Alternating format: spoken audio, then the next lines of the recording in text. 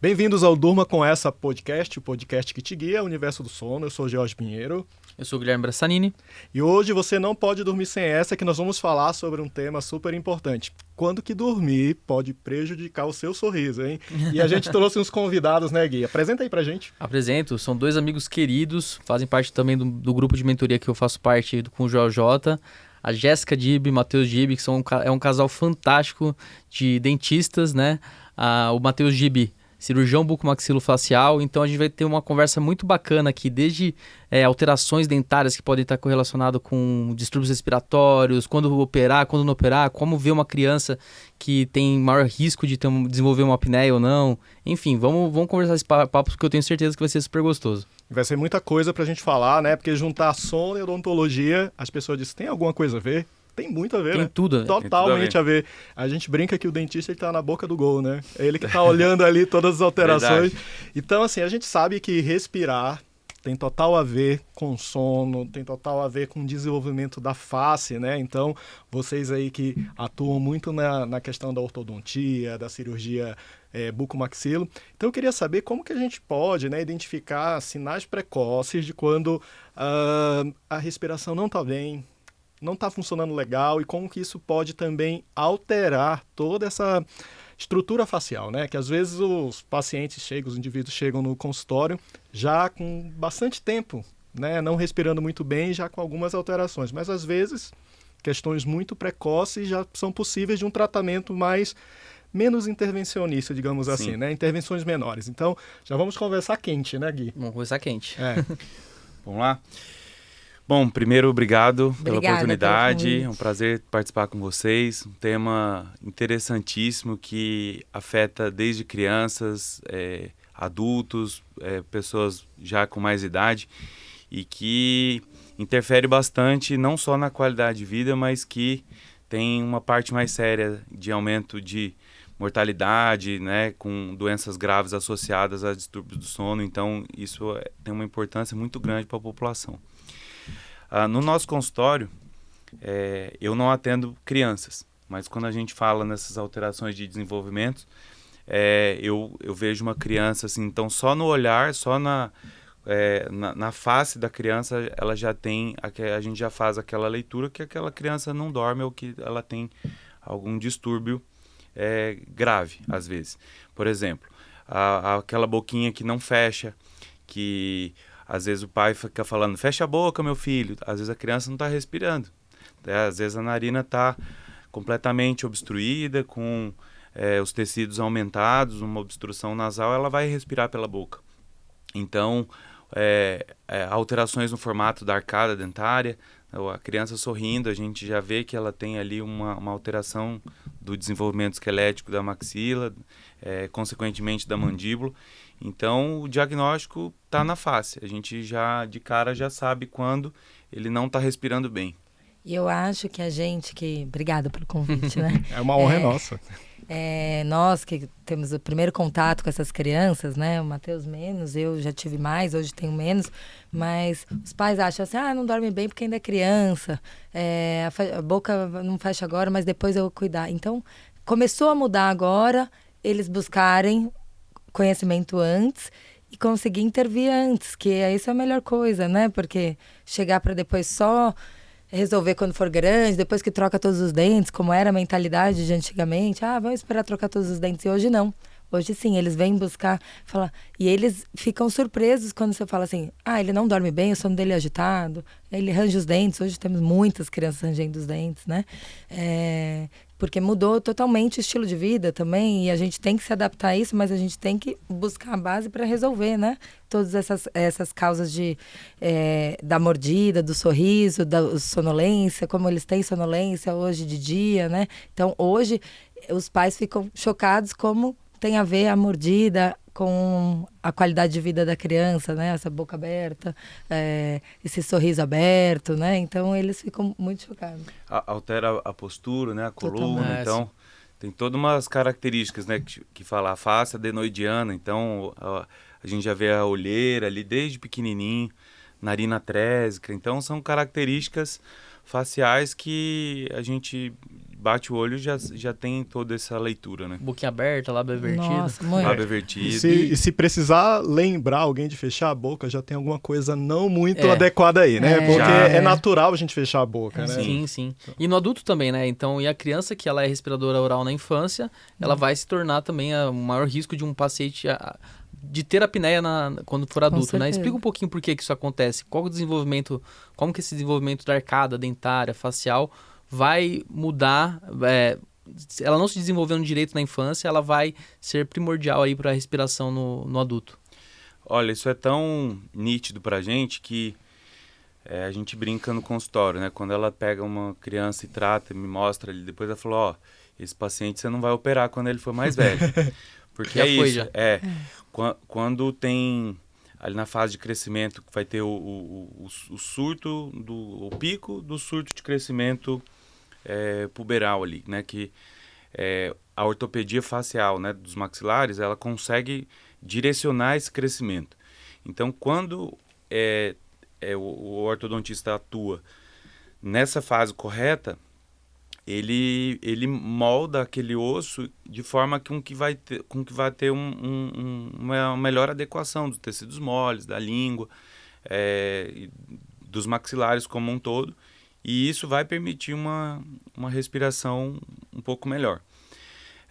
Claro que a gente precisa ter também essa avaliação também, né, dos tecidos moles, né? Às vezes o que já cresceu não vai reduzir, né? Então, por exemplo, as adenoides, a gente tem, isso já tem que ver pequenininho, né?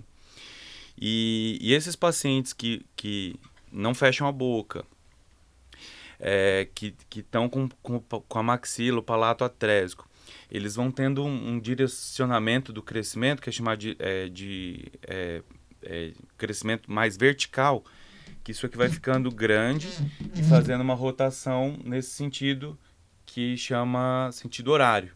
Então a mandíbula vem crescendo, em vez de crescer para frente, ela cresce para baixo e essa distância aqui fica curta. Então todos os tecidos que se inserem nessa região do queixo, que vem os músculos genioide, o genioglosso, eles ficam com uma frouxidão. E aí obstrui ali a parte atrás da língua, né? Então, esses pacientes que têm o crescimento mais vertical, a chance deles terem alguma obstrução é muito grande. Isso falando de mandíbula. E a maxila é mais assim, se ela não tiver o crescimento antero-posterior e o lateral, aí ele vai ter narinas mais fechadas, e aí na parte posterior, né, o palato mole também ele não vai esticar tanto ali, não vai ter tanto espaço para o ar passar. Então, essa relação, né, entre formação óssea e de tecidos moles, se o paciente teve um desenvolvimento prejudicado, ele vai ter algum tipo de obstrução. Legal. E conforme capelosa, né, dos padrões faciais, então, que a gente fala do queixinho para trás ou classe 2, esse crescimento vertical que você falou são aqueles de face alongada, né? Queria que você falasse um pouquinho também em relação aos braquicefálicos. Você acha que há também uma relação? Como que é esse crescimento também, essa alteração que a gente fala que é a face de bulldog, né, mais achatadinha? Você acha que também tem um prejuízo? E qual que é a alteração que vai causar uma obstrução nesse paciente? Nos faces curtas, assim, a principal sinal que a gente vê é que quando ele sorri, a gente não vê os dentes superiores. Então, eu acho, geralmente são pacientes que têm mandíbula de um tamanho normal, mas esse achatamento, eu acredito que tem a ver com a altura que você, da fossa nasal mesmo, né, da cavidade nasal. Então, por exemplo, o face curta, a parte de rebordo alveolar, quando acaba as raízes, ele quase já não tem esse osso aqui para chegar na abertura piriforme. É muito curto. Então, nas cirurgias desses pacientes, não é tanto antero-posterior os movimentos que eu planejo, e sim mais movimentos verticais. Então, a narina que ela é desse tamanho, ela fica desse tamanho. Parte esquelética, consequentemente, entraria mais ar. Então eu acho que a obstrução está mais aí, nessa área. Mais relacionado a isso, né? E eu vejo esses pacientes, porque muitos filhos de pacientes de cirurgia ortognática acabam tratando com a gente com medo dos filhos se tornarem pacientes cirúrgicos, né? E aí a gente vê a importância, porque, por exemplo, não que eu tire, não é esse o termo, mas eu consigo diminuir muito essa discrepância óssea desses pacientes com a ortopedia. Então, a gente consegue diminuir. E os pacientes, como muda a qualidade de vida, como começa a ficar melhor no futebol, como começa a ficar, dormir melhor, ir melhor na escola. Então, a gente consegue tanto os verticais quanto os braques, né? Assim, e a posição de língua também, como muda a fonação. Então, isso muda a qualidade de vida do paciente muito. Então, todas as deformidades a gente tem uma melhoria em criança muito. Em adulto a gente tem que resolver de outros meios e a gente tem que ir atrás, né? De resolver, mas em criança a gente tem uma Então, outro sinal importante que você colocou aqui pra gente, né, em relação à fala, né? Muito. Então, às vezes pode ser um sinal que muitas vezes a pessoa não capta, né, não vê. A criança, ela tá já com dificuldade até para deglutição, para falar e, enfim, é relacionado a ter um espaço menor de adaptação. Né? Não tem espaço, o palato é muito ogival, a gente precisa melhorar isso tudo para ele melhorar a deglutição, melhorar tudo. Eu sempre uso um exemplo de uma figura pública, né, para ajudar, às vezes, as pessoas a entender melhor toda essa alteração facial. Eu falo sobre o exemplo do Ronaldinho Gaúcho, né, que foi uma pessoa que não teve uma oportunidade no momento certo de fazer um tratamento adequado e ele teve um desenvolvimento da face também, que era o que o Matheus estava aqui falando, né. E assim, você, Jéssica, especialista em ortodontia, o Matheus aqui é bucomaxilo. São áreas que atuam de formas diferentes e se complementam. Como que funciona, né? Porque, às vezes, a impressão que eu fico é que, de repente, se você perdeu tempo de não buscar o ortodontista no momento certo, você vai procurar o bucomaxilo, né? Lá na frente. Então, como que funciona na sua prática, Jéssica? Eu falo muito isso para os pais, e principalmente pais cirúrgicos que trazem os filhos. Você vai me salvar meu filho? Eu falei, olha, quem nasceu para ter pé grande, não adianta usar sapato pequeno, que o pé vai crescer. Perfeito. Mas talvez eu consiga fazer ele crescer de uma forma, direcionar o crescimento dele, né? Ou talvez ele vá, assim, para uma cirurgia ortognática ao passar dos anos, mas talvez por 3 milímetros, ele vai responder melhor. 3 milímetros ou 10 milímetros, eu estou supondo, assim, é muito diferente de uma cirurgia. Então, você conseguir ganhar 7 milímetros numa maxila, para ele ficar até ele chegar numa idade que seja cirúrgica, é muito. O que ele vai melhorar, o que ele vai ter que fazer, vão ser só um refinamento, um detalhe, não é isso? Então, eu acho que não é que perdeu tempo na ortodontia, como muitos acham, falam assim, deixa que depois eu resolvo quando for mais velho. Não, eu acho que você tem que resolver agora e talvez ele ainda precise, porque a discrepância seria muito grande se ele não tivesse usado. Agora, ele usou, melhorou um pouco e talvez vai precisar, porque ele tem a parte genética, que isso a gente não consegue resolver o 100%, mas ele vai conseguir ir para uma cirurgia por muito menos, que aí o pós-operatório é muito melhor, o resultado muito melhor, tudo muito melhor. Não é? Exato. São áreas complementares. Em algum momento pode divergir um pouco as opiniões, né? Quando compensar um paciente e não encaminhar para a cirurgia. Mas isso, para a gente, ao longo dos anos, foi ficando bem claro, né? Tem pacientes que a gente pode dar o diagnóstico que for, que ele não vai querer fazer cirurgia. E esse tem listado, né, nos tipos de cirurgia ortognática hoje mais contemporânea, que faz o benefício antecipado, que não faz preparo com o aparelho, nem nada, mas tem o surgery never. Esse paciente é o surgery never, ele não vai operar. Uhum. Então, se decidir se vai tratar com ortodontia ou com cirurgia, é uma coisa da queixa do paciente. Então, a gente deixa isso bem à vontade. Os pacientes hoje, eu não tenho um problema assim de convencer eles. Eles já chegam falando, eu preciso do seu trabalho, né? Então, isso ficou até mais leve meu dia a dia. Porque a queixa vai estar na face. Se o paciente tem alguma alteração dentária, esquelética também, e ele se incomoda com a estética da face ou com certas características que só o tratamento cirúrgico vai resolver, ele é o paciente de cirurgia. Agora, se a gente começa a falar, você tem um pouquinho de sorriso gengival, não sela muito bem os lábios, mas não me incomoda. Não adianta a gente ficar tentando convencer. E agora, a melhor situação é quando tem uma sinergia, né? Não fica polarizado. Aí essa sinergia, eu acho que é o melhor das situações, porque o paciente entendeu que o caso dele é cirúrgico, aí a gente tem a oportunidade de fazer um preparo bem feito, bem pensado, casado com os movimentos que eu vou realizar futuramente na cirurgia. Isso é o melhor dos cenários. Até na parte de pacientes que vão para fazer a cirurgia para apneia, antigamente se falava assim, que esses pacientes eram os melhores para fazer o benefício antecipado, que é não fazer o preparo, porque ele está operando só para respirar mesmo, então não precisa mexer nos dentes.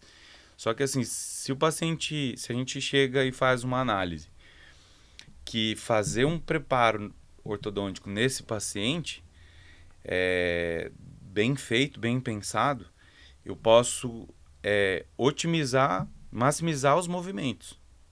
Entendeu? Por exemplo, o paciente que está com a arcada dentária ali já encaixada e ele precisa fazer um avanço. Para eu não prejudicar ele esteticamente, eu não posso fazer um avanço muito grande. Senão ele fica bicudo, Senão né? ele fica com uma alteração facial. É um desafio, né? Porque você tem que unir estética e funcionalidade, né? E funcionalidade. É. Aí, se eu pensar nesse movimento a qualquer custo, que eu tenho que colocar para frente para ele respirar, e depois ele vai ter um transtorno de imagem. Ele não vai aceitar aquele rosto, vai alargar a narina, às vezes até vai gerar incompetência labial, porque se os maxilares ficarem muito para frente, ele não vai conseguir selar.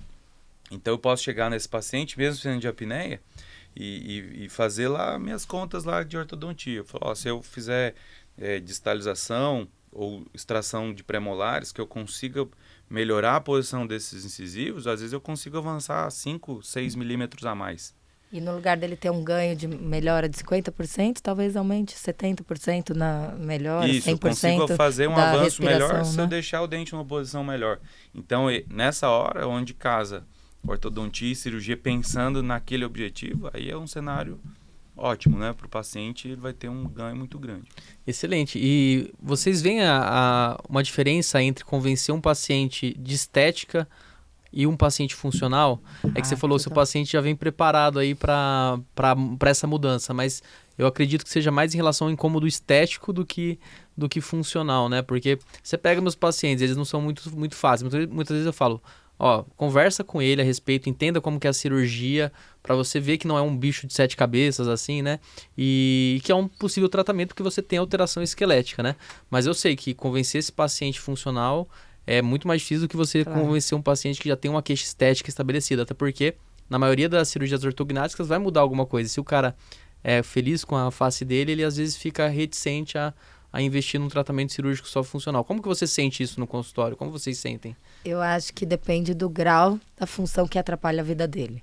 Eu acho que se a função atrapalha muito o dia a dia dele, a vida dele, ele chega convencido, né? Agora, quando esses pacientes que não me atrapalha tanto, eu não ronco tanto, Não é tão grave. Não é tão grave, que pra gente é grave, que a gente enxerga isso. Sim.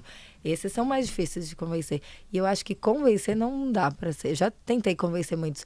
A gente entrega resultados maravilhosos e o paciente, tá ok. É frustrante, né? A gente isso. fica... Então eu acho que ele tem que entender e aceitar. E entender e ver o que vai ter. Daqui 20 anos a sua musculatura não vai estar a mesma, a tonicidade é diferente. Então eu acho que nisso, se a gente for por esse caminho e ele entender e abraçar a causa junto, ele tem que querer operar junto. Já tentei convencer muitas vezes, eu não acho que é por esse lado, né? Eu acho que tem diferença, sim, de pacientes com queixa mais estética, eles já chegam... Eles querem saber quando é que vai marcar a data. Estão super motivados, exato. né? E na apneia, eu percebi que é mais difícil, sim, de convencer. Mas tem essa... Foi bom até se falar primeiro, porque já teve essas situações onde o paciente já chegou consciente, assim. Olha, meu médico que me indicou, eu já fiz de tudo, eu estou vivendo muito mal, não consigo concentrar no trabalho, fico cansado. Ele chega contando aquela história. Não quero usar CPAP, muitas vezes ele não tentou a conseguiu, terapia, não conseguiu a adaptação. Exato. Então a gente já teve pacientes que chegaram também já com a ideia vendida, pronta. Mas quando é o primeiro contato, assim, igual você falou, que ele chega lá porque você indicou, é o primeiro contato, ainda não conhece nada, eu percebo que eu tô falando, ele tá assim pensando, eu não vou fazer isso, entendeu? Ele já tá na ideia fixa. Aí eu falo, se você precisar de mim algum dia, estou à disposição, mas assim, esse aí é... A sua expectativa com relação ao tratamento com a cirurgia já sabe que é baixa, né? É baixa. Mas alguns voltam, viu? Voltam mesmo. Isso na verdade, eu acho até que acontece com outras terapias também, né? Porque a gente vive uma situação complexa quando a gente fala de distúrbio do sono. Sim. Como acontece no momento que a gente está dormindo, a gente não tem uma memória do que está acontecendo, então às vezes a gente trabalha em cima de repercussões diurnas. Quando o indivíduo tem uma repercussão diurna muito exacerbada, né, muita sonolência, muita fadiga, aí ele tem uma tendência a aderir mais. Mas tem aquele perfil que não tem, mesmo tendo às vezes um quadro mais grave, né? E aí vai exigir muita conversa e eu percebo que independente da terapia que a gente indica, esse cara às vezes vai sair do consultório, eles vão pensar. Aí ele passa 6 meses, aí ele volta, porque na verdade ou ele continua roncando muito alto, tá atrapalhando o sono do parceiro, da parceira, ou às vezes ele teve uma compreensão, porque ele leu sobre isso, então esse desafio realmente é algo que é bem frequente, né, Gui? Ainda quando pega os pacientes que têm uma alteração na percepção de sono, né? O cara que dormiu mal, a gente conversou desde criança, adolescente, dormiu mal, ele não sabe o que é de fato um sono reparador. Isso é o mais difícil ainda, você fala, cara, ó, você é grave, não, mas eu não sinto isso, mas fala, pô, talvez seja porque de fato você nunca sentiu o que é dormir bem, né? Então tem esse paciente também que a gente... Que parâmetro que você tem de sono, né? Que parâmetro a vida inteira dormindo mal, como né? vai comparar uma coisa que você nunca viveu, né? Então, e acontece, né? Às vezes a gente operar, tratar um paciente e falava, cara, meu Deus, eu não sabia que eu não respirava pelo nariz, eu não sabia que aquele sono que eu tinha à tarde eu achava que era normal. E por quê? Porque sempre teve alteração, então não tem algo para comparar, né? Então, é isso. E em relação à cirurgia, eu passo por isso que você passa também, porque minha cirurgia, a maior parte, ela é funcional. E é um pós-operatório chato, né? Das faringoplastias que a gente faz e tudo mais. Então, o paciente tem dor, a recuperação ela é um pouco lenta. E ainda por cima tem aquela coisa, né? A apneia é multifatorial. Então, muitas vezes você trata ali um sítio cirúrgico e não é garantia que vai, de fato, resolver por 100% a apneia do sono. Então, é algo que a gente tem que sempre trabalhar com o paciente, essa expectativa e tudo mais. Então, é bem parecido. Eu trabalho com as partes moles e você com a parte esquelética. E quando eu vou conversar com o meu paciente sobre cirurgias esqueléticas, né, tem aquela relação, como que é esse pós-operatório, como que é difícil, o que de fato dentro disso é mito e o que é verdade. Eu queria que vocês falassem um pouquinho sobre isso para o paciente que estiver ouvindo também, até mesmo o otorrino que vai indicar uma cirurgia esquelética, ele possa conversar com o paciente e explicar, é desse jeito que provavelmente vai funcionar, o pós-operatório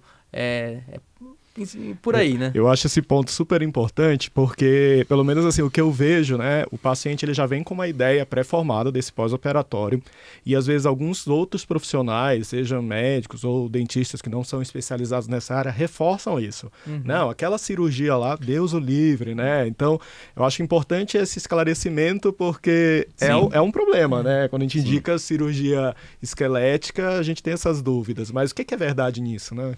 Antes dele falar, eu vou falar um ponto. Eu não como cirurgiã, mas eu acho que porque eu vejo os outros dentistas que não são bucomaxilos, que não se atualizaram nessa área e tem na cabeça só o que se formaram na faculdade, que também houve que nem se via mudou também. muito, o né? tempo inteiro tá evoluindo técnica cirúrgica, então, novos equipamentos. E anos atrás, né? né? Que os estavam na graduação tendo uma visão superficial da coisa. E eles não estão errados, eles não se especializaram, não têm obrigação de saber, né? Mas então, os pacientes vêm com essa carga do que o outro profissional disse, os médicos, os dentistas vieram. Então, ele já vem cheio, a família tudo atrás de braço cruzado, parecendo segurança, falando assim, eu vim aqui porque eu fui obrigado, mas não queria estar aqui. Então, eu acho que o Matheus começa a quebrar, nas consultas, começa a quebrar os mitos, que alguns as objeções, né? Algumas coisas não eram mitos antigamente e se tornaram mitos hoje. E aí os pais começam a sentar, quando é um menor de idade, ou a esposa, o marido, que não queria que operasse. E aí a consulta fica leve. Então eu falo que os primeiros 20 minutos primordial, para quebrar o gelo. Tensão total, né? Tipo, vive, respira, casada, vive bem, por que vai fazer mais alguma coisa, né? Então, eu acho engraçado. Eles entram na consulta de um jeito e saem de outro jeito, assim, depois que eles começam a entender que não é bem assim, né? Aí você explica melhor assim, os mitos. Primeiro que tudo isso é verdade. Realmente, se você pegar o histórico, a cirurgia ortognática, ela é terrível.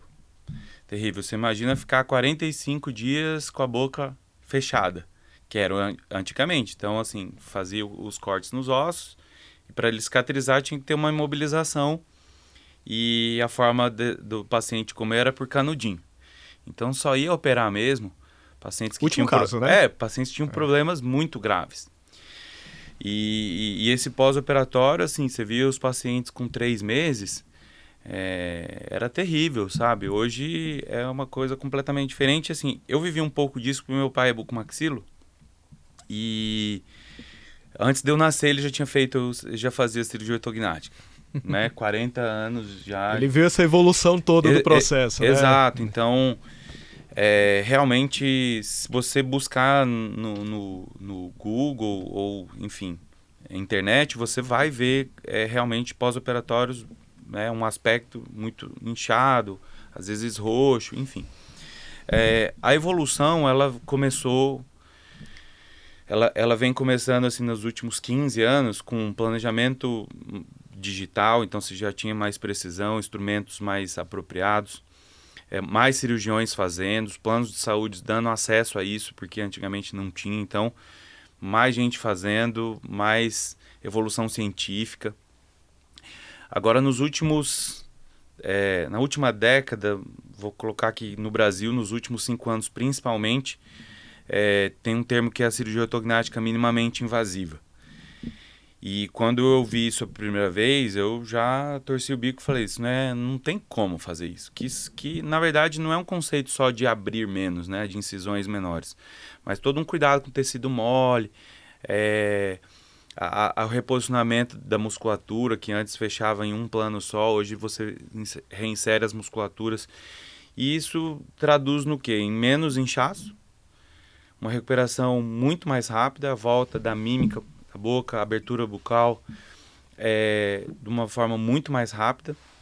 Uma coisa que não tinha, se você falar 15 anos atrás, aí, de 10 a 15 anos, você não achava profissional que fizesse a reabilitação desses pacientes. Então, assim, tinha um fisioterapeuta em São Paulo, que era o cara que falava que era único, e aí hoje tem um monte, assim, né? Os pacientes saem com uma lista, assim, de 10 indicações minhas, que dependendo do bairro que ele mora, aqui em São Paulo tem isso, né? Ele vai ali naquele profissional que com 4 dias de pós-operatório está fazendo drenagem, tirando as bandagens, fazendo já exercício de mímica. Então, é um pós-operatório muito mais rápido e hoje, com toda a segurança, eu falo que com 15 dias eles estão voltando às atividades sociais, né? Então, é uma realidade que não existia. Então, se você pegar o passado, eu entendo, sim, que... Esse medo de onde vem, né? Exato. E não fica mais com boca travada, né? Não come mais de canudinho. Então, o paciente hoje tem muitos pacientes nem esperam os 15 dias e voltam a trabalhar home office, já começam a fazer as suas atividades. A gente até recomenda, porque a cabeça melhorando, tirando daquele pós-operatório, os pacientes são outros. Eu fico inconformada com os pacientes, eu falo, só faz uma semana, porque tem vezes que eu demoro para ver. Nossa, são outros... como que é essa evolução da dieta, então, nesse pós-operatório? Como que vocês orientam os pacientes, desde como que retoma a alimentação até quando ele pode mascar chiclete? Assim? Nessa questão da dieta, é importante até...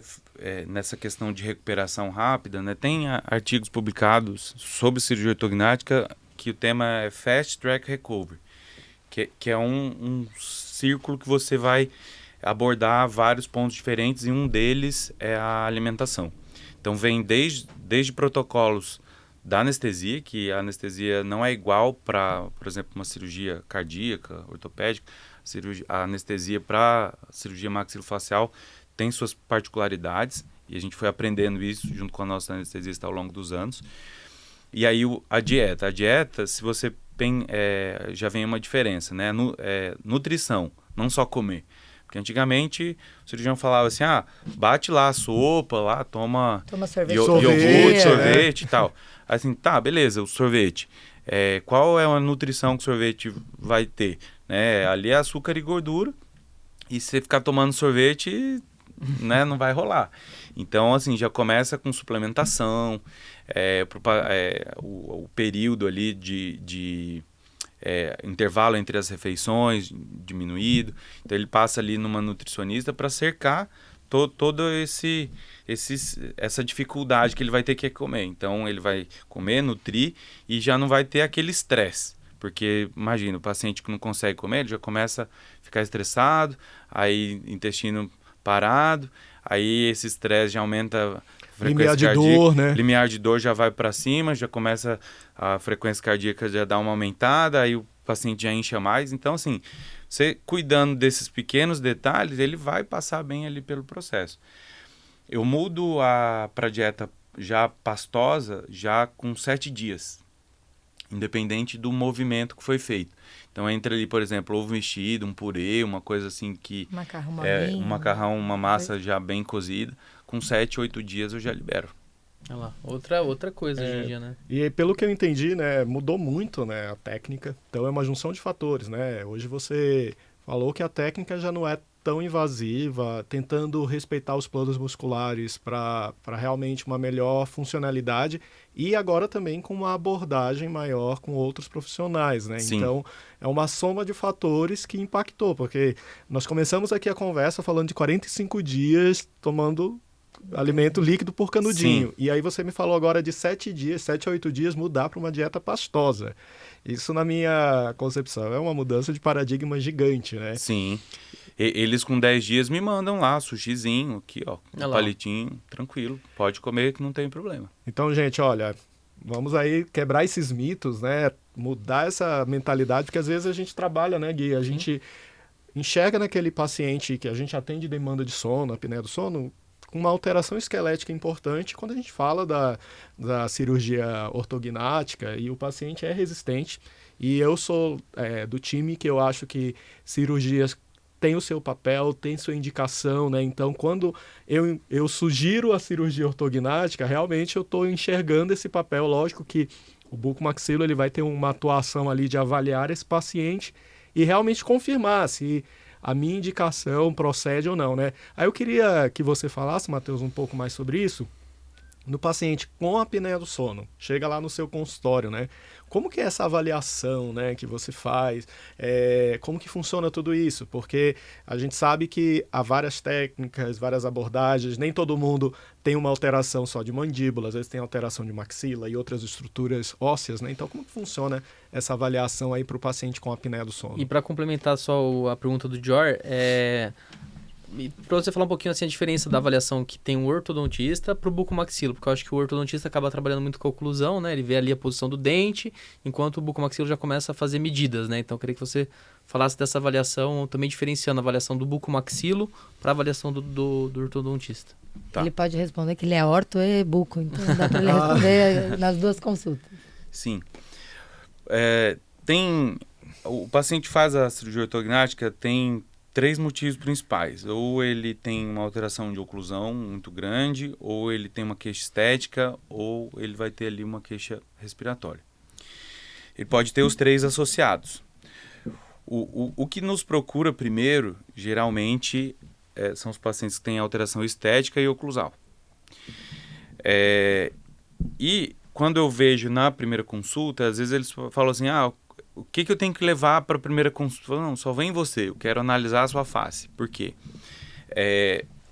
Da forma que eu padronizo a cabeça dele, porque eu posso avaliar um perfil e ele está assim, com a postura meio errada. Então, tem uma padronização. Uma padronização, né? Que a gente orienta, e aí eu começo a ver o seguinte: como que eu vou deixar esse paciente mais bonito? E aí isso vai casar, muitas vezes, às vezes não, tem uma exceção aí, né?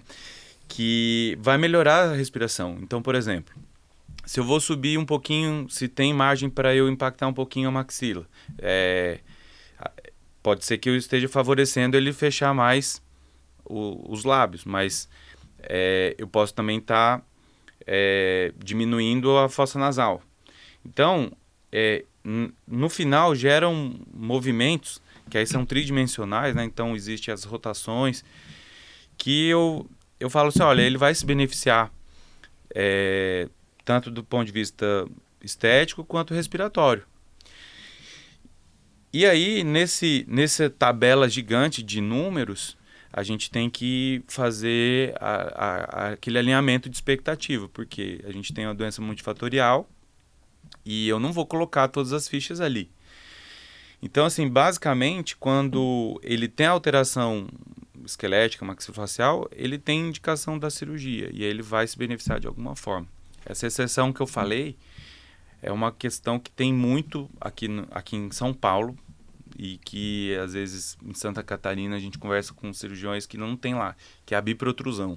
São pacientes que têm uma projeção muito grande do lábio superior e inferior, e aí ele tem uma aparência que o mento dele é retruído, mas, na verdade, ele tem a protrusão dos lábios por causa dos dentes. E esse paciente, se eu tratar ele com ortodontia, com 4 extrações e retrair os incisivos, vai ser ótimo, não vai alterar muito as vias aéreas. Eu talvez possa fazer só uma mentoplastia nesse paciente e ele vai ter um tratamento ali menos invasivo. Só que o que acontece aqui?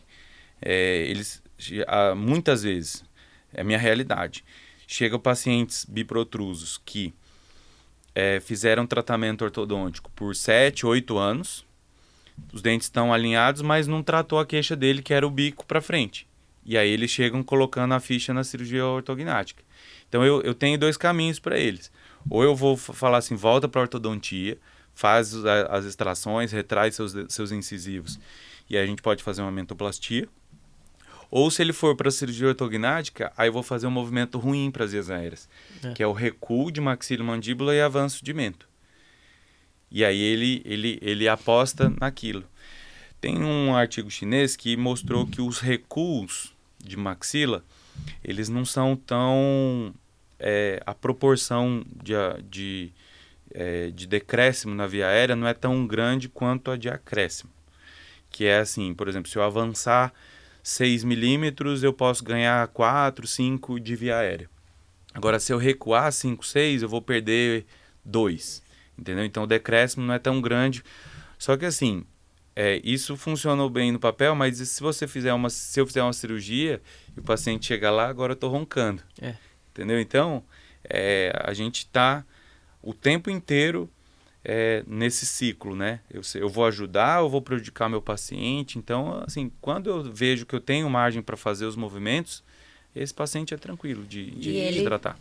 Muitas vezes, esses pacientes de muitos anos de aparelho, que não seria o ideal, que quer resolver para ontem, a gente entende isso e ele fala não. Aí quando ele fala, olha, meu ganha-pão é cirurgia. Se eu tô falando que não é agora... Não tem ganho com isso, né? Não tem o que fazer. Aí é um balde de água fria para ele, né? Porque hoje, cada vez mais, a gente vê o ser humano querendo resultado imediato, né? Para ontem, né? E aí você fala, você vai ficar mais 2 anos de aparelho aí para resolver essa parte, para poder ir para uma cirurgia. Então, é difícil, é bem delicado, mas hoje ele é bem firme nesse daqui.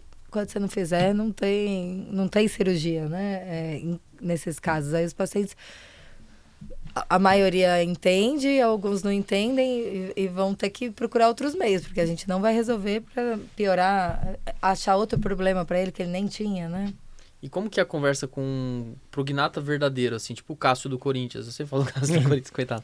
A gente tem uma figura pública que ajuda, né? Que ajuda a exemplificar a situação, visualizar, né? Porque o prognata verdadeiro é aquele que tem a maxila suficiente, né? Não teve uma alteração de desenvolvimento, mas a mandíbula, ela se anteriorizou muito, passou a maxila, né? E esteticamente isso é muito desagradável. Geralmente o paciente ele realmente não gosta, né? Ele quer correção. E a correção é uma cirurgia esquelética. Só que o que consiste essa cirurgia, né? Colocar a mandíbula para trás. O quanto que isso daí também influencia? Você vê o paciente começar a roncar, começar a evoluir às vezes com o distúrbio respiratório quando posiciona essa mandíbula de uma forma correta, né? Ele volta para o lugar. Não vejo piora. Nesse caso, não. Porque assim... A mandíbula já está para frente, né? Ela já está além. Então, quando você vem para uma posição mais natural, ela não tem esse impacto, não. É como se ele fosse o cru. Como se fosse o normal. Normal. Então, isso tanto gerava dúvida para mim, antigamente, quanto é ainda, tá? Muito comum o cirurgião falar, eu vou dividir o movimento e vou pôr a maxila um pouquinho para frente. Aí é que mora o perigo, porque aí você vê pacientes biprotrusos sendo feitos e essa situação eles levam à reoperação, o paciente reopera, eles não aceitam. Então fala assim, a mandíbula tem que ir 8 para trás, ela tem que ir 8 para trás. A gente tem que ter parâmetros fidedignos para mostrar assim, essa maxila ela está certa, ela está bem posicionada. Entendeu? Porque esse assim, eu vou colocar um pouquinho para frente, às vezes aquele rosto não aceita. Então, esse é um ponto que eu gosto de citar. Mas tem um ponto interessante também que assim, a cirurgia por ser tridimensional, ela acontece assim, eu vou exemplificar com a minha mão para ficar mais fácil. Quando a gente fala de recuo, a gente pode pensar só dela ir para trás. Só que nunca é só para trás. Às vezes ele é um prognata, né? E ele tem esse plano mandibular um pouco para baixo. Então não é tanto recuo, ela faz assim, ó. Só gira, Entendi. né? Então assim, ela vai ter alguns pontos que foi para trás, mas alguns pontos que foi para frente. Aí você fala, que loucura, né? Mas é isso, ó. Se eu imaginar que o queixo é aqui, ó, e fiz assim, ó. Ou por exemplo, o dente, ele precisa encaixar aqui, né? Ele fez isso, ó, mas o mento foi para frente. A parte inferior, ela avança e a parte superior vai para trás. Recua, Né? Então, precisa entender qual é o caso, porque acho que até por isso que pelo fato de não ser um movimento só linear que não prejudica tanto. Entendeu? Bacana, legal. Legal ter essa noção tridimensional da parte esquelética. E você falou muito sobre a questão estética, né? E que às vezes, dependendo da abordagem, se não for uma abordagem bem calculada, esse indivíduo ele pode até não se reconhecer, né? Então, como que, por exemplo, você trabalha com alguma espécie de projeção do que essa cirurgia vai trazer para esse paciente, para ele olhar e dizer, nossa, eu concordo com essa expectativa com relação ao resultado, né? Porque depois que mexeu, aí a questão fica mais complexa, né? Sim. E a gente sabe que, por exemplo, um paciente que tem uma retrognatia importante, ele vai ter uma mudança imensa, né? E aí ele precisa se readaptar a esse novo olhar no espelho, né? Sim. Bom, aí é uma coisa também subjetiva, né? E que não é fácil você fazer esse alinhamento de expectativa. A gente tem softwares que podem ter uma simulação, a gente trabalha com isso, a gente tem na clínica o software, a gente discute isso com o paciente, mas também tem que tomar cuidado para não ser para não gerar uma expectativa irreal também, né? Então assim, a gente pode acertar, mas se não era a expectativa dele, não adiantou nada. Então, eu faço assim, eu dou um espelho pro paciente, ponho a foto dele aqui e aí eu começo assim, ó, o que eu faria. Aí eu mostro a alteração, por exemplo, eu tenho que subir a maxila, mas eu não posso... O que eu não faria é esconder demais os dentes, porque a gente vê vários pacientes que impactaram demais e aí não mostra o dente. Então, eu subiria aqui 2, 3 milímetros, sorri. Aí ele mostra a gengiva, eu só quero esconder isso aqui. Aí ele começa a formar essa ideia na cabeça dele. Lógico que isso veio com uma maturidade profissional também, né? Que é não querer colocar minha assinatura no rosto da pessoa. Então, assim, a gente opera muitos pacientes que os movimentos são muito pequenos. Então, as mudanças são menores, né? Nos pacientes que têm, igual você falou, um retrognatismo muito grande, que vai fazer avanços grandes, rotação anti-horários, aí eu preciso ser mais cuidadoso. Por quê? Eles vão ficar mais bonitos, isso é fato. Só que se ele não aceitar, Então, às vezes, uma rotação anti-horária, que faz assim, ela alarga muitos ângulos, para a mulher, às vezes, não fica bem. A gente meio que copia esses números dos americanos, que por décadas eles foram os protagonistas na cirurgia ortognática. Hoje eu acho que está indo um pouco mais para a Europa. E eu tô vendo, assim, cirurgiões brasileiros, assim, se destacarem muito. Sendo chamados para o Congresso Europeu, Americano. Então, assim, nossa população é diferente, né? Em termos de características faciais. E aí eu opero num dia um paciente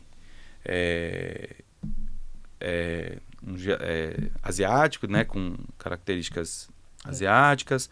No outra semana tem um paciente com biprotrusão, um lábio mais espesso, enfim, a gente tem essa miscigenação. Então, cada um tem que entender ali, a gente, né, tem que entender a limitação de cada caso. Eu não posso pegar os números e deixar todo mundo com o rosto de americano.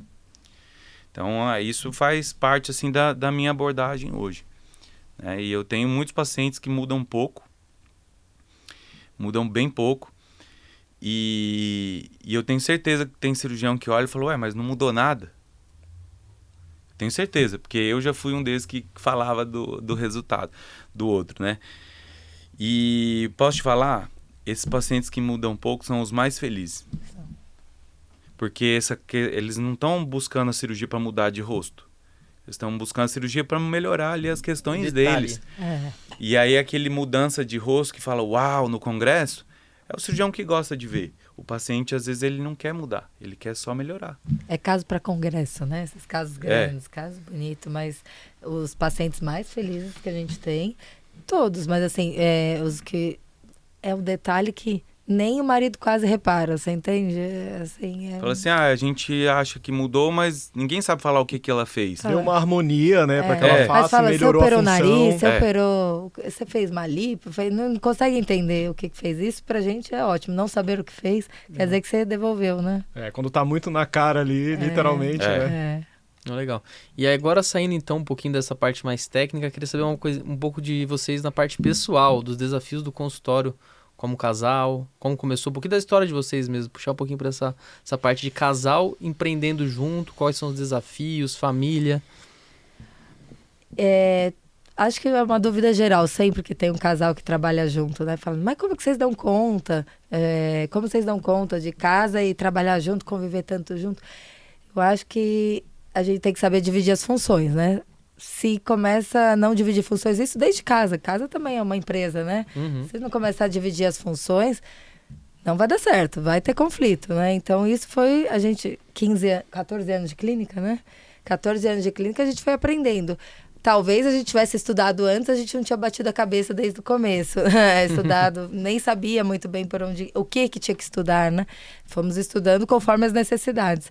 Então, eu acho, no começo a gente começou num consultório de 9 metros quadrados. Então, pensa, 2 pessoas que já moram e trabalham juntos em 9 metros quadrados 9? É muito pequeno. Muito pequeno. Na verdade, era uma clínica. Não, era uma clínica, mas o consultório de atendimento. Vocês compartilhavam, né? O consultório era de pequeno tamanho. Era minúsculo, né? Então, assim, pra dar pau era 2 segundos, né? Mas eu acho que, aos poucos, cada um foi se identificando com uma área e a gente foi começando a ter sinergia nisso daí. Então, eu adoro a parte administrativa e tenho estudado cada vez mais essa parte e adoro o contato com o paciente, eu acho essa delicadeza que a gente precisa hoje ter, que cada vez a gente como mais técnico e em algum momento se perdeu essa de ser mais humano, como era antigamente, o médico da família, que você tinha contato da casa da mãe, de todo mundo para falar. Esse contato humano se perdeu e está voltando, graças a Deus, né? Do paciente se sentir mais próximo a você Então, eu gosto disso daí.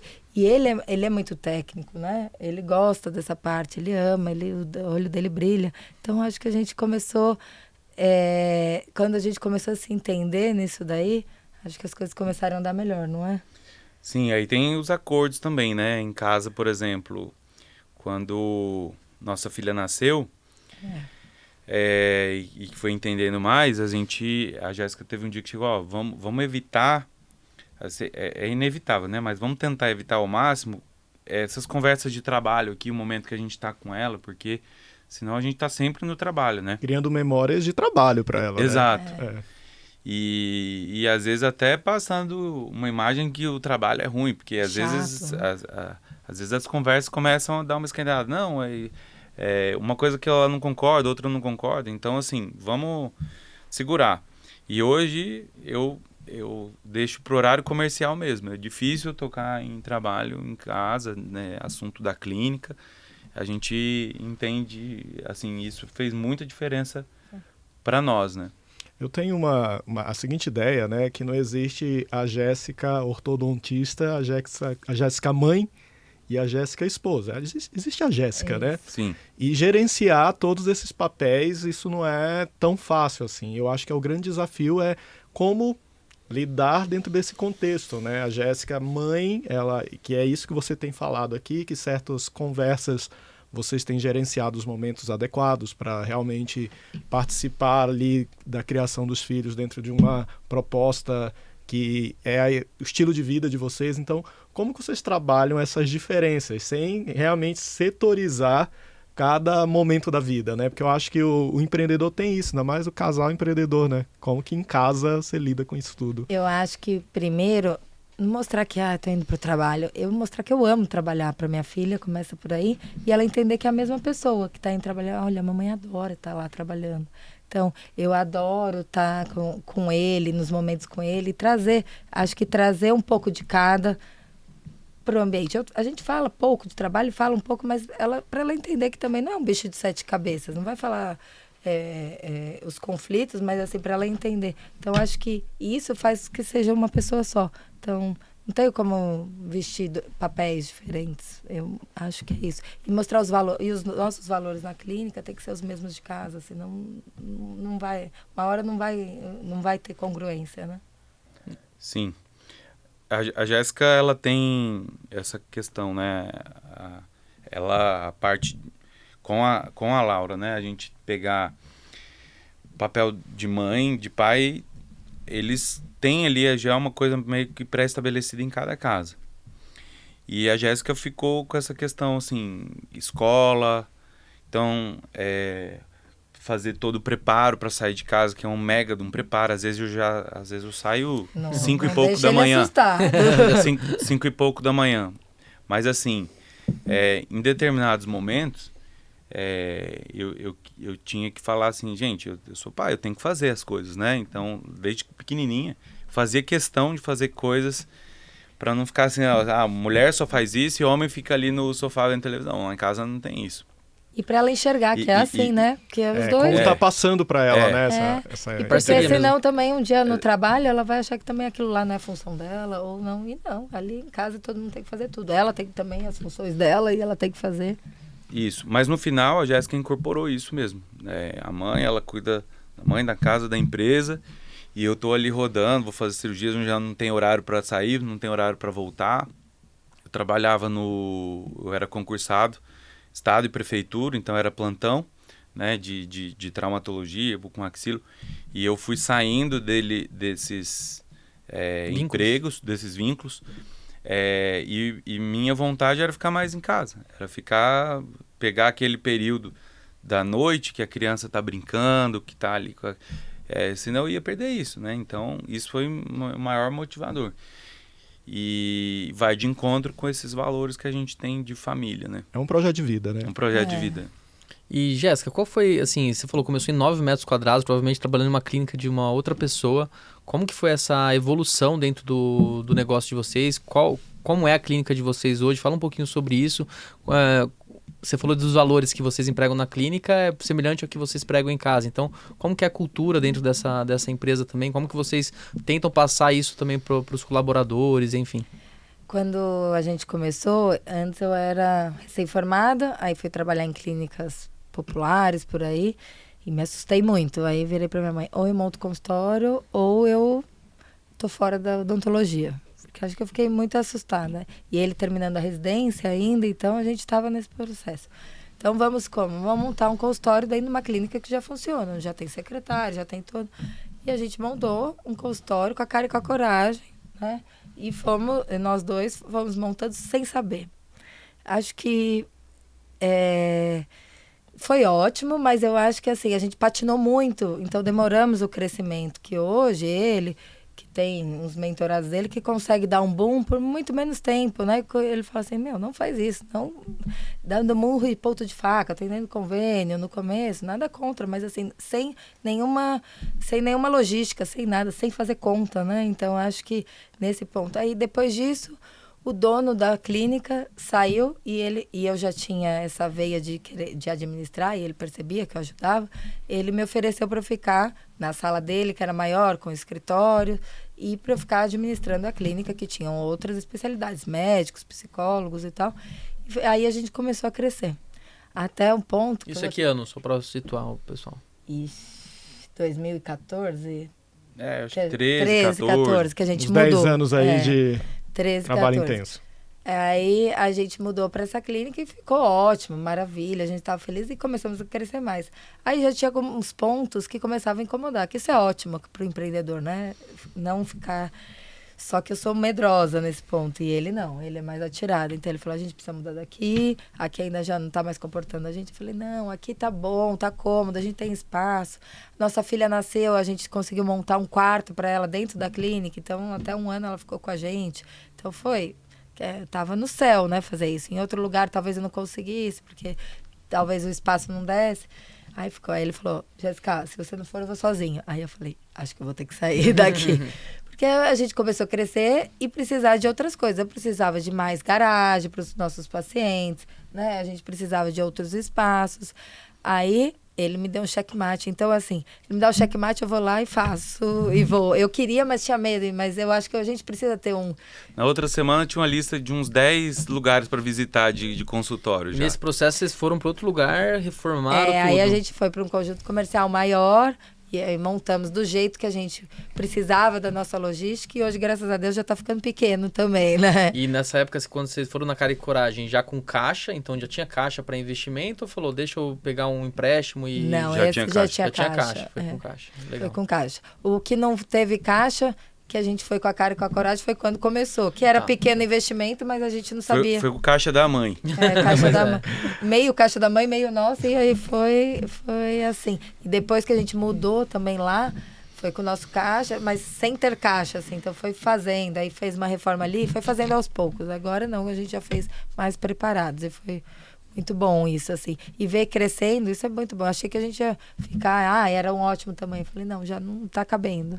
Ouvindo a história de vocês, né, aí me vem o seguinte cenário, né, a odontologia brasileira, ela é reconhecida mundialmente, né, mas ao mesmo tempo surgiram muitas faculdades de odontologia, cada vez mais profissionais no mercado. Então se aumenta muito a demanda de profissionais, né? Então realmente o espaço do mercado de trabalho vai ficando cada vez mais restrito, em condições às vezes não tão agradáveis assim. E vocês se destacam nesse cenário, né? Então vocês criaram um modelo de negócio, de gestão, de empreendedorismo.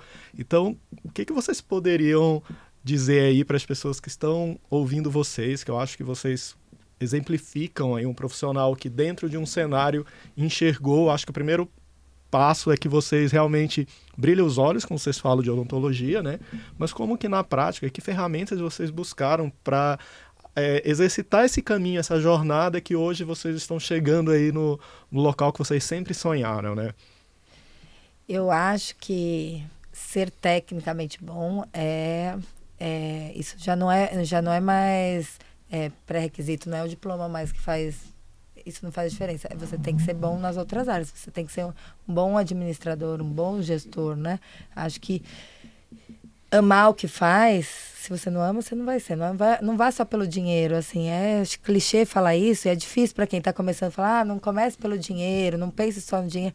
Mas você não vai chegar lá se você só for pelo dinheiro. Hoje o que está dando muito dinheiro é implante, então eu vou fazer implante. Mas se você não é só para fazer implante, não vai adiantar fazer implante, que você não vai ser, você só vai ser mais um ali nadando. Então, para você se diferenciar, você tem que gostar muito do que faz. E aí sim, você tem que despertar uma coisa que nós, da área da saúde, não temos na faculdade, que é empreendedor, tipo, entender que você não é só um mecânico fazendo. Se você não despertar isso logo, você vai patinar muito tempo, muito tempo. E sempre trabalhar para os outros, né? Nunca para si mesmo. Eu acho que eu percebo isso, né? Que você falou lá no início que o Matheus é bastante técnico, super bem formado nisso, e você tem essa visão de gestão, que você gosta mais dessa. Então, esse é o casamento profissional também ideal, né? E eu acho que isso também faz muita diferença, entender de gestão e... Sim. Mas ele é um bom replicador. Então, assim, ele tem mentorados, assim, então ele consegue replicar a técnica muito bem, mostrar onde o cara tá errando, tipo, na clínica. E ele tem essa visão que eu demoro a ter, entendeu? Então, eu acho isso muito bom. Eu acho que tem um pouco também de estratégia, né? Ele é muito estrategista. De pensar o que eu vou fazer para chegar em tal lugar e eu colocar isso, todo mundo comprar a minha ideia para fazer. O local da clínica já exemplifica bem isso, né? Que você olhou e disse, preciso sair daqui, né? Não, e foi pensando bem, foi um timing, assim, perfeito, fundamental. Só colocando, assim, nessa pergunta que ela vai além da questão técnica, né? Porque assim, você pode ter várias pessoas muito boas tecnicamente que, às vezes, não vai conseguir... deslanchar assim como empreendedor, enfim, às vezes a pessoa também não quer. Mas assim, olhando num cenário maior, eu gosto de pontuar coisas que eu fiz e que eu ensino como que faz, né? Que é assim, ser bom tecnicamente, network, cuidar do seu ambiente, o ambiente que você anda vai te modelando. Entendeu? Não adianta o cara querer atingir ali um patamar melhor se o ambiente dele não está ajudando, se ele anda com pessoas que só colocam ele para baixo e que não tem ideias que possam expandir a cabeça. Então, isso aí a gente sempre foi muito... A gente buscou sempre estar em ambientes bons, né? É o ditado, né? A águia não anda com galinha, né? E assim, no network... É difícil você, por exemplo, é uma linha muito tênue, né, entre assim, como você fazer network sem parecer interesseiro, né? Então assim, não tem nada a ver interesse ser interesseiro com network. Network é sinergia, você doa, mas você recebe também, mas você escolhe aquele ambiente. Então, isso somado, né, a gestão, ao marketing, a cuidar da nossa imagem. A gente tem que ter muito cuidado com a nossa imagem, a imagem que a gente transparece.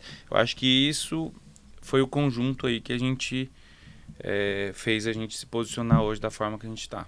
E essa mentoria sua, como funciona? Você quer falar um pouquinho dela? Eu fui preceptor de residência, então eu treinei vários residentes a fazer cirurgia ortognática. Essa era o meu papel e eu comecei muito novo, assim, né? Depois da minha residência eu fui fazer um curso específico de cirurgia ortognática e quando eu voltei eu já caí com esse cargo, assim. Então eu podia errar e aprender, e ensinar é muito bom pra gente aprender. Então eu fiquei mais de 10 anos nesse papel. Então eu falei, uma coisa eu sei fazer, os caras estão replicando tudo que eu ensinei. E aí coisas que eu fazia e não faço mais na técnica, eu fui passando, atualizando eles, e enfim. Só que chegou um momento que vinha cirurgiões buscar algo parecido, mas quando eu entender, eu falei, o cara já sabe a técnica, ele já faz isso. Então ele quer saber algo a mais, ele quer saber isso aí que eu te falei, como que eu me posicionei, como que eu fui buscar meus pacientes se eu não tenho plano de saúde, não trabalho, não sou empregado, né? Não trabalho no hospital específico. Como que eu tenho pacientes? Então isso aí eu posso ensinar para a pessoa, desde o marketing, como eu fui fazendo, meu posicionamento, meu network. Então, é uma mentoria que pode expandir a carreira focada, né, em expandir a carreira do colega. Não só no centro cirúrgico, né? Não só no centro cirúrgico. Bacana, animal. E como que eles podem procurar você, Dib? Meu Instagram é o canal principal, né? DR Matheus Dib, Matheus com TH, Dib com B mudo no final.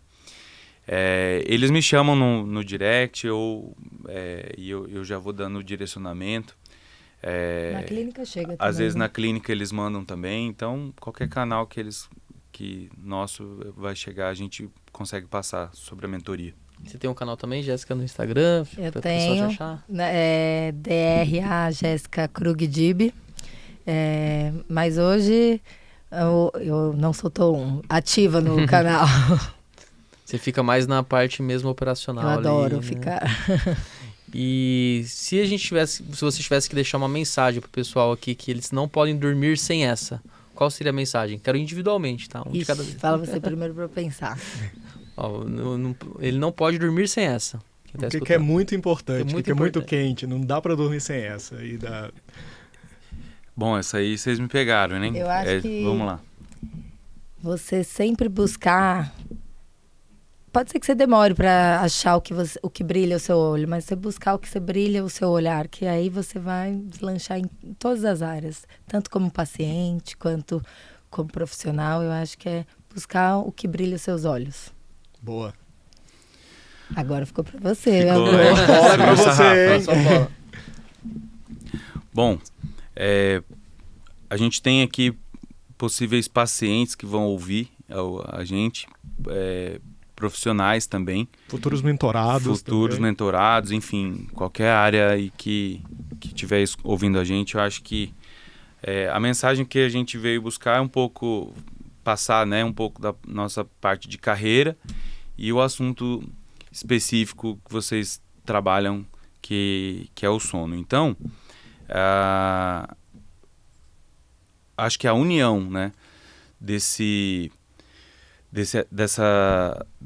junção, né, sinergia entre pessoas, sinergia entre profissionais, buscar informações corretas, né, não buscar encurtar caminhos, é um bom caminho aí para a gente seguir, tá? Ouvir pessoas sérias, ouvir informações sérias e não encurtar o caminho, porque isso às vezes vai te levar para um lado que a gente não está buscando. Perfeito. Então acho que é isso. Foi muito boa a conversa. Obrigado, gente, por aceitar o convite. Eu acho que foi bem produtivo. O pessoal aprendeu bastante aí sobre ortodontia, cirurgias esqueléticas e como um casal pode sobreviver e dormir bem. Dormir bem. A gente dorme Trabalhando bem. junto. Trabalhando, vivendo junto, né? Um casal com propósito, né? Propósito, sim. Propósito que é importante. Obrigado mesmo. Foi sensacional. E você que acompanha esse podcast, compartilha. Manda para alguém. Tem sempre alguém que vai aprender muito com o que a gente conversou hoje. E a gente espera você no próximo episódio. Até mais. Até mais.